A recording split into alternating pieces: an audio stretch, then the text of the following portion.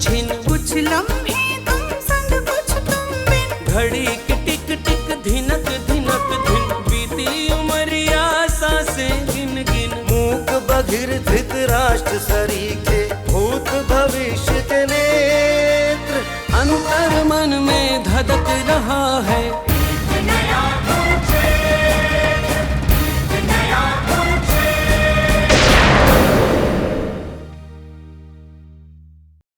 अभिजीत बहुत शराब पीने लगे हैं और अगर उन्हें कुछ हो गया ना तो मैं तुम्हें कभी माफ नहीं कर पाऊंगी। घर पे है कोई? मुकुंद आया होगा। अगर कोई पैसे की बात करे तो कोई ना कोई बहाना बनाकर उसको भगा देना। हर आने वाला दिन अपने आप में पूर्णता लेकर ही आएगा। आदमी को इंतजार तो करना ही पड़ता है। तकदीर कभी भी पलट सकती है। तो सबसे पहले हमें ये बताइए कि मरहूम अपराजिता को आप कब से जानते हैं? यूनिवर्सिटी के जमाने से। मैंने सुना है कि आप हड़ताल वगैरह। मैंने उनकी कंपनी के मजदूरों की हड़ताल का मसला हल करवाया था। और उसके बाद लगातार आप अपराजिता से मिलते भी रहे? जी नहीं। पर सुना है कबूतर के हाथ, ओह सॉरी कबूतर की जो चिट्ठी भेजी आपने। चंचल शट अप। ये कैसी बचकाना बात है? चाहता तो फोन पर बात कर सकता था, पर मैंने नहीं की। मिले भी नहीं? जी नहीं, कभी नहीं। क्या आपको मालूम है कि उन दोनों मियाँ बीबी के बीच संबंध ठीक नहीं रहे थे आपके मिलने के बाद? चाय लीजिए।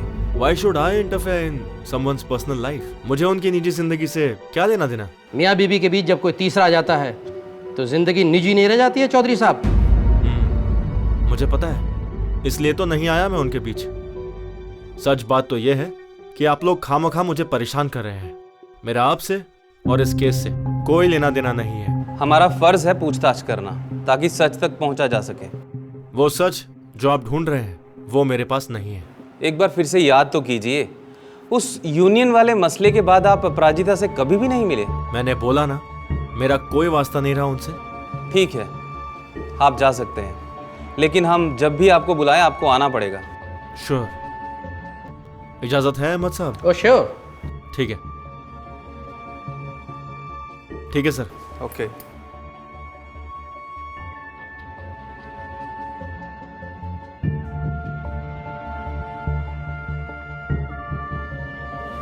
सर तरुण को आपने क्यों जाने दिया? वो सरासर झूठ बोल रहा था, साफ मुकर रहा था। आदमी को कभी कभी झूठ बोलने की इजाजत होनी चाहिए या नहीं? लगता है मेरा ट्रांसफर और प्रमोशन दोनों गए हाथ से। इंस्पेक्टर साहब, आपकी ट्रांसफर भी होगी और आपकी प्रमोशन भी होगी। आप बस एक काम करिए, अभिजीत को गिरफ्तार कर लीजिए। हाय सर, इतना शरीफ आदमी और इतना हैंडसम भी। Shut up. Sorry sir. कत्ल के वक्त सिर्फ अभिजीत वहां मौजूद था, इसलिए मुझे लगता है कि हमें उसी से शुरुआत करनी चाहिए। हाँ, आप एक काम कीजिए, कोर्ट से 10 दिन का रिमांड मांगिए। 7 दिन का तो मिल ही जाएगा, और रिमांड के दौरान जो जो आदमी उससे मिलने आता है आप उस पर नजर रखिए।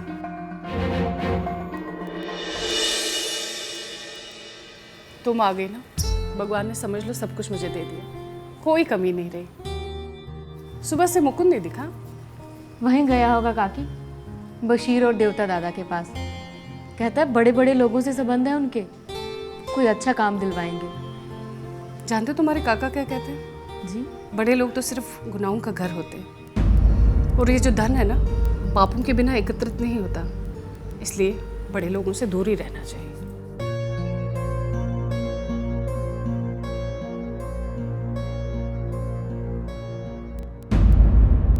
इंस्पेक्टर साहब, इंस्पेक्टर साहब, अभिजीत साहब से मिलना है। कौन हो तुम?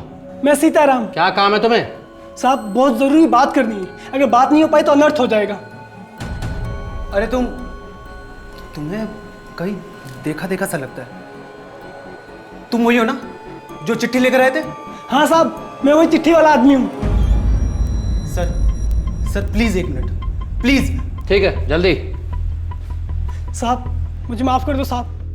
साहब चंद पैसों के लालच में आकर मैं अंधा हो चुका था।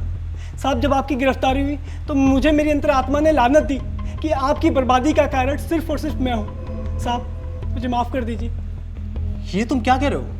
मुझे कुछ भी समझ में नहीं आ रहा है। प्लीज जो भी कहना है साफ साफ कहो। साहब उस दिन मुझे आपके पास पैसे देकर भेजा गया था, ताकि मैं जानबूझकर वो चिट्ठी आपको दूं ताकि आपके और अपराजिता मैम के बीच में दरार बने। साहब, मैं एक छोटा सा आदमी हूँ जो तरुण सर के घर पे काम करता है, लेकिन पैसा किसी और ने दिया था और बोला गया था कि तरुण सर और अपराजिता मैम के बीच में जो कुछ भी उस पर नज़र रखने के लिए, उन दोनों को रंगे हाथों पकड़ने के लिए। लेकिन वो दोनों बहुत ही अच्छे इंसान हैं। साहब, सीताराम पैसों के लालच में बिक गया था। साहब, मुझे माफ़ कर दो। कौन देता था पैसे तुम्हें? आपका भाई विश्वजीत। विश्वजीत? क्या बकवास करते हो तुम? मैं अपने बच्चों की कसम खाकर कहता हूँ, मैं झूठ नहीं बोल रहा हूँ। मैं आपके भाई का राजदार हूँ। जब मुझे पता चला कि अपराजिता मैम की हत्या हो गई है तो मैं बहुत बुरी तरह डर गया था। साहब, आपके भाई विश्वजीत ने आपकी कंपनी को हथियाने का प्लान बना रखा है और कंपनी को बेचने के लिए किसी स्मगलर से सौदा भी कर रखा है। वो सिर्फ एक मौके के इंतजार में था कि कब अपराजिता मैम की हत्या हो जाए और उनके जुर्म में आपको जेल भेज दिया जाए और उसके बाद आपके बच्चे को रास्ते से हटा दिया जाएगा और सब कुछ विश्वजीत का हो जाएगा। सच बोल रहा है तू? जी सर। और मेरा बेटा कहाँ है? कहाँ है मेरा बेटा? मैं तो उसे उसी के सहारे छोड़कर आया था। Oh my God. इंस्पेक्टर साहब, अब मैं क्या करूं? देखिए, हम अदालत के ऑर्डर के बिना आपको बिल्कुल भी नहीं छोड़ सकते। पर मुझे मेरे बेटे की चिंता है। आप फिक्र मत करो, हम कुछ ना कुछ जरूर करते हैं। सीताराम, चलो मेरे साथ। ये क्या हो गया ऑफिस?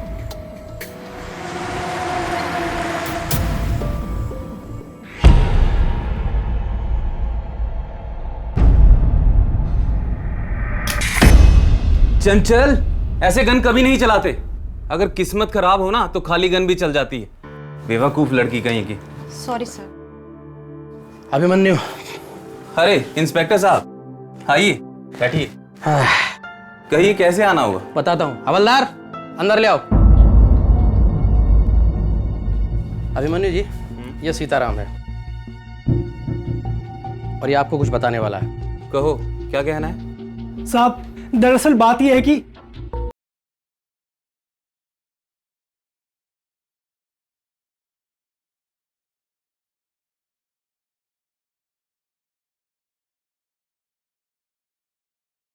क्या? इतना शरीफ आदमी और साथ में सगा भाई भी?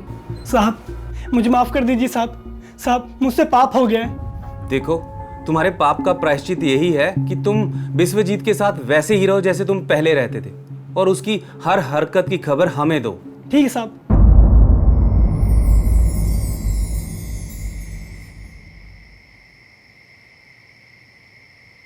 मुकुंद, हाँ? लो दूध पी लो।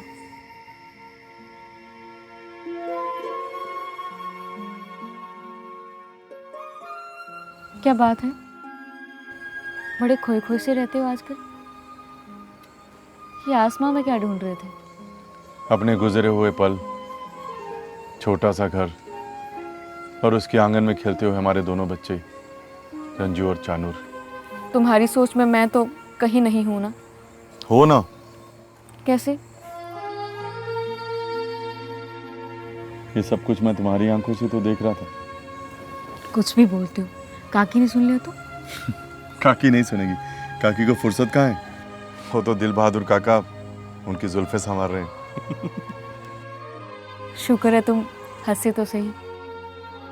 तुम्हें क्या लगता है कि मैं हंसना नहीं चाहता? मैंने ऐसे तो नहीं कहा ना मुकुंद, लेकिन कब तक इनके यहाँ पे पड़े रहेंगे?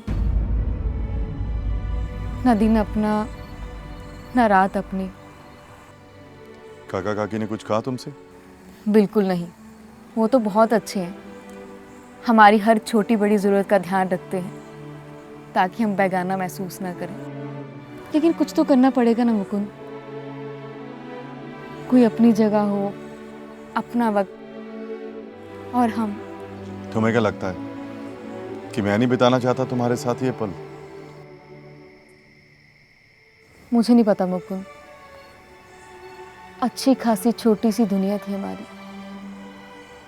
वो दुनिया मुझे वापस चाहिए। चाहे ये लोग बहुत अच्छे हैं, लेकिन अपना तो कुछ भी नहीं ना। हमेशा एक उधारेपन का एहसास सा रहता है और तुम भी अजीब से लगते हो। ना तुम्हारा वो खुलकर हंसना, ना वो छोटी छोटी शरारतें। कुछ भी कहो मुकुंद, पर मुझे वो पुराना वाला मुकुंद लौटा दो ना। यशोदा, मैं भी तो पूरी कोशिश कर रहा हूँ मुझे भी अपनी यशोदा चाहिए, पूरी की पूरी, आधी अधूरी नहीं। पता नहीं किसकी नजर लग गई है, कैसी मनहूस घड़ी थी जब उस राक्षस से तुम्हारी बहस हुई थी। यशोदा, उसने मेरे आज के जख्मों को ही नहीं कुरेदा, मेरी मरी हुई माँ की इज्जत पर कीचड़ फेंका उसने। उसकी इस घिनौनी हरकत का जवाब देने के लिए मैं किसी भी हद से गुजर जाऊंगा। मुझे लगता है रंजू उठ गया, जाके देखती हूँ। काकी उठ गई तो पता नहीं क्या सोचेंगी।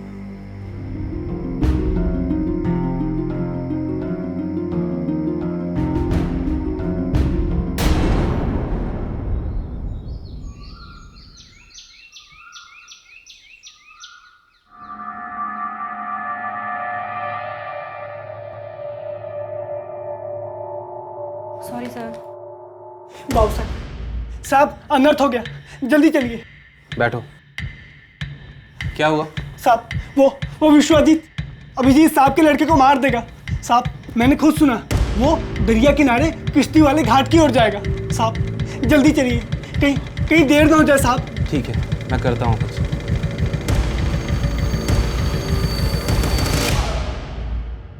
इंस्पेक्टर अहमद, हाँ मैं अभिमन्यु बोल रहा हूँ। ये विश्वजीत ही कातिल है। वो अभिजीत के बेटे को लेकर दरिया की तरफ जा रहा है। हाँ, वो कश्तियों वाले घाट के पास, हाँ वहीं स्मगलरों के अड्डे पर। आप एक काम करिए, पुलिस फोर्स लेकर फौरन वहाँ पहुँचिए और मैं भी वहीं आता हूँ।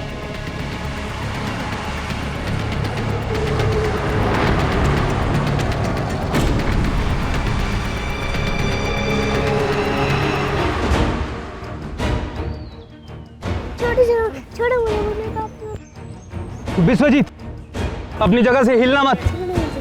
बहुत हो गया, चंचल बच्चे को लो।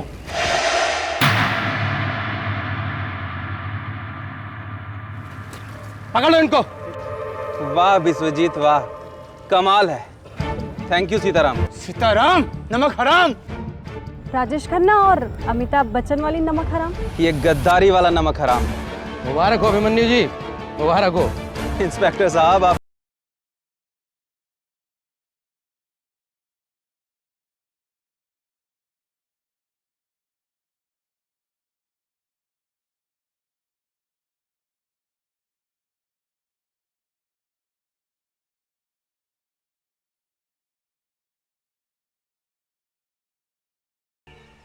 कहते हैं जब आदमी किसी एक के लिए दरवाजा बंद करता है तो ऊपर वाला उसके लिए 10 दरवाजे खोल देता है।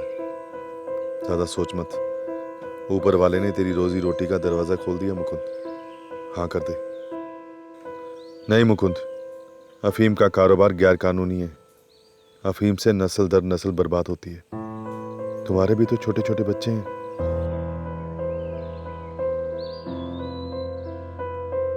तुम्हें क्या लगता है कि तुम ये नौकरी नहीं करोगे तो इनके अफीम का कारोबार बंद हो जाएगा? वो पहले भी चल रहा है और चलता रहेगा। तुम्हारे इनकार करने से उसके कारोबार पर कोई फर्क नहीं पड़ने वाला, लेकिन तुम्हारे परिवार पर जरूर फर्क पड़ेगा। कब तक मासूम बच्चों की ख्वाहिशों को कुचलते रहोगे तुम? कब तक अपनी बीवी के अरमानों पर पानी फेरते रहोगे मुकुंद? मुकुंद जी दादा। कहाँ गुम हो जाते तुम? कहीं नहीं दादा। देखो, ज्यादा सोचना आदमी को कमजोर कर देता है, और जिनकी माली हालत कमजोर होती है वो सोचते नहीं, सिर्फ करते हैं। बहुत मेहनत की है तुमने, पर मिला क्या? एक बात याद रखना मुकुंद, गरीब आदमी सिर्फ मेहनत करता है और फल खाते हैं विश्वजीत जैसे आदमी। बिल्कुल सही कहा बशीर भाई आपने। जल्दी का काम शैतान का होता है। ऐसा करो, आराम से सोच लो। दादा आपने तो मेरे दिल की बात बोल दी, मैं अभी वही सोच रहा था। चलता हूँ दादा। एक मिनट।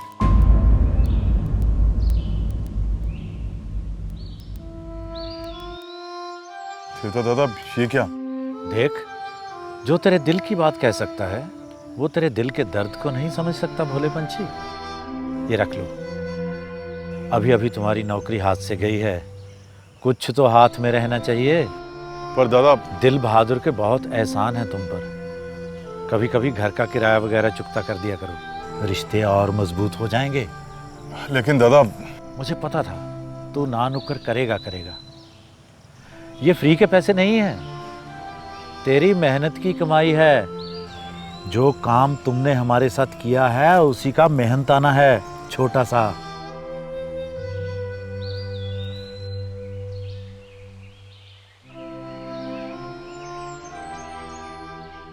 ठीक है दादा, जैसा आप कहें, चलता हूं।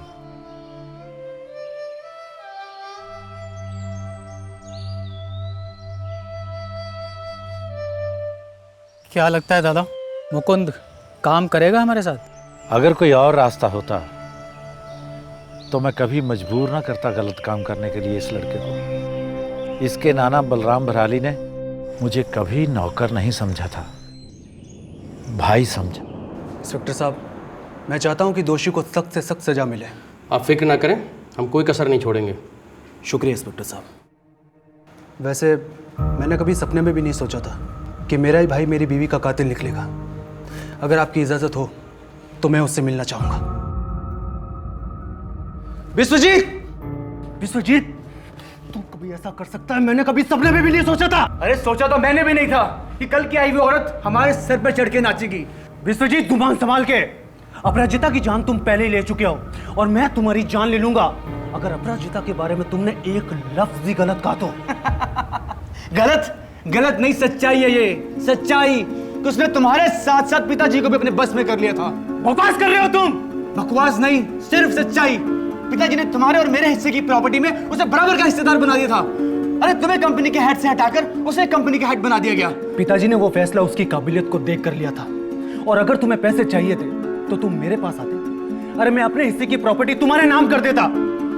आखिर क्यों तूने अपराजिता को मारा? क्यों? अरे भाभी थी वो तेरी। भाभी नहीं, जासूस थी वो। मेरे कंपनी में आने जाने लेने देने सब पे नजर रखती थी वो। पिताजी के जाने के बाद मैं खुश था कि मुझे बार बार कोई नहीं टोकेगा, लेकिन उसने तो जैसे मेरे हर काम में टांग अड़ाने की कसम खा रखी थी। कंपनी में मेरा भी तो हिस्सा था। जब एक दिन सब बर्दाश्त से बाहर हो गया तो मैंने तय किया कि इस रास्ते के कांटे को तो मैं हटा के रहूंगा। विश्वजीत, तू बहुत पछताएगा। देखना, तुझे तेरे किए की सजा जरूर मिलेगी। जिंदगी भर तड़पेगा तू। ये तो वक्त ही बताएगा कि कौन तड़पेगा। हाँ, पहला खून करना मुश्किल होता है, उसके बाद तो जैसे आदत सी हो जाती है, फिर दूसरा, फिर तीसरा और फिर सब कुछ मेरा। मिस्टर अभिजीत, जो होना था सो हो गया। इस आदमी के साथ बात करके अपना वक्त बर्बाद मत करो।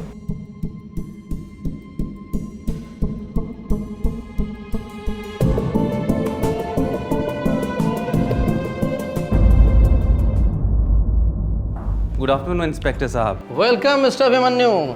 बैठिए। जी बैठिए बैठिए।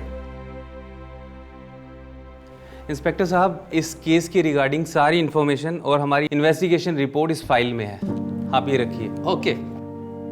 और अब हम एक नए केस के लिए ऑस्ट्रेलिया जा रहे हैं। अगर आपको किसी भी तरह की कोई भी इन्फॉर्मेशन चाहिए हो तो। और आपके पास मेरा नंबर तो है, आप कॉल कर सकते हैं। हाँ, क्यों नहीं, श्योर। अभी हम चलते हैं। Okay, thank you. Best of luck. बिल्कुल, फिर मिलेंगे। Okay, thank you. Yashoda, Yashoda. जी, क्या बात है? यशोदा, ये लो, ये क्या है? मेरे नए काम की पहली कमाई। चलो अच्छा है, बहुत परेशान थी मैं। तुम्हारा काम जो छूट गया था, पता नहीं घर कैसे चलेगा, पर शुक्र है भगवान का कि तुम्हें नया काम मिल गया। यशोदा, काका भी पूछ रहे थे तुम्हारे काम के बारे में। हाँ यशोदा, काका के बहुत एहसान है हम पर। पता नहीं जिंदगी भर कैसे उतार पाऊंगा। क्यों ना इन पैसों से हम उन्हें कुछ किराया दे दें। किराया? किराया सुनकर काका बहुत नाराज होंगे। उन्होंने कभी हमें किराएदार नहीं समझा, हमेशा परिवार का हिस्सा माना है। कोई मकान मालिक होता तो किराए के लिए सर पर सवार हो जाता, घर खाली करने के लिए कहता, पर काका ने हमेशा हौसला दिया, कभी पैसे की बात नहीं की। ठीक है यशोदा, हमारा भी फर्ज बनता है कि हम काका का ख्याल रखें। वैसे भी उनकी नौकरी है ही कितनी बड़ी, मामूली सी तनख्वाह है और महंगाई इतनी ज़्यादा। और ये मैं अच्छी तरह से जानता हूँ कि इतनी कम तनख्वाह में घर का गुजारा कितनी मुश्किल से चलता है। और देखो ना, बिना कहे वो हमारे लिए घर का सारा सामान ले आते हैं। हमें भी तो उनके बारे में सोचना चाहिए। चले उनके पास। चलिए।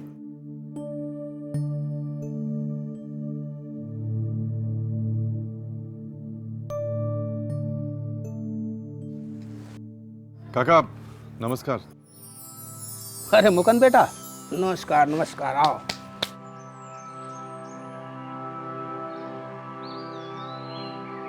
अरे भाई, वो सुपरवाइजर से बात हुई थी। उन्हें मजदूरों की निगरानी और मजदूरी का हिसाब करने के लिए तुम जैसा दमदार आदमी तो चाहिए था, लेकिन तुम्हारी पढ़ाई लिखाई का मसला। अब काका, जो चीज किस्मत में ना लिखी हो, अब उसके लिए क्या सोचना और क्या निराश होना। काका, ये कुछ पैसे थे आपके लिए। अरे नहीं नहीं, मैंने ये पैसों के लिए थोड़े ने कहा है। काका, जब थे नहीं तो कभी जिक्र नहीं किया, आज जब हैं तो रख लीजिए ना। वो क्या है ना कि देवता काका के साथ नाव चलाई थी, थोड़ी बहुत कमाई हो गई, सोचा घर के खर्चे में हाथ बटा दो। अरे पर ये एकाएक पैसे का मसला कैसे खड़ा हो गया? काका, इतने दिन से आपके यहाँ पे पड़े हैं, खर्चा तो होता ही है ना। हाँ बेटा, खर्चा तो होता है। हिमाद्री जी, आओ जरा देखो इनको। क्या हुआ? ये देखो, ये हमारे बच्चे हमें जिंदगी जीने का सलीका सिखा रहे हैं, यहाँ रहने का खर्चा दे रहे हैं, और ये भी इसका साथ दे रही है। अच्छा जी, बहुत सियाने हो गए हो तुम दोनों। और तू इसे रोकने के बजाय उल्टा हमें ही समझा रही है। वो हमारा भी बोझ अकेले काका पर पड़ गया ना, तो बस इसलिए। अच्छा बेटा, अपने बच्चे, अपना परिवार क्या बोझ होता है? क्या रंजू और चानूर तुम पर बोझ हैं? हमारे बेटे हमसे दूर है, मगर तुम दोनों ने कोई कमी नहीं आने दी। पिछले 15 सालों से अपने माँ बाप जैसा प्यार हमें दिया है, अपनापन दिया है हमें।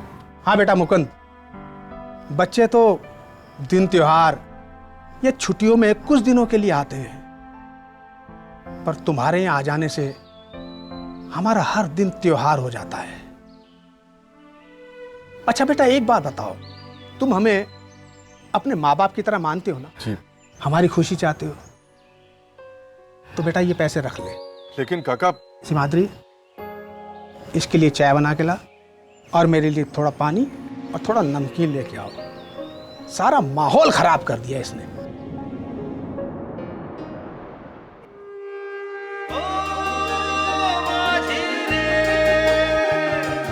यादें बरसे रिम झिम अश्व समय का हिन हिन हिन हिन। यादें बरसे रिम झिम अश्व समय का हिन हिन हिन हिन। धूल उड़ाते पग पग पल छिन, कुछ लम्हे तुम संग कुछ तुम बिन। घड़ी की टिक टिक धिनक धिनक धिन, बीती उमरिया सांसें गिन गिन। मूक बधिर धृतराष्ट्र सर